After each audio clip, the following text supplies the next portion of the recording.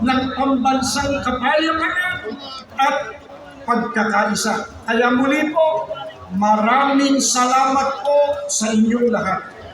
Bagamat may kani-kanyang opinyon ng iba't ibang tao sa isang partikular na isyu sa buhay, o iba't iba man ang kalagayan sa buhay o interes, subalit sa layunin po na ipagmalasakit ang kapayapaan, ang kapakanan, ang kaunlaran ng ating bansa, tayong lahat ay nagkakaisa. Tinatanong po natin kayo, nagkakaisa po ba tayo o hindi? Ano po sagot ninyo?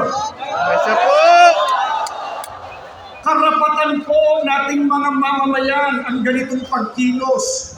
Ito po ay protektado ng ating saligang batas. Nagkakaisa tayo ng damdamin at isipan na isagawa ito. Inuulit po natin ng may kapayapaan at pagkakaisa.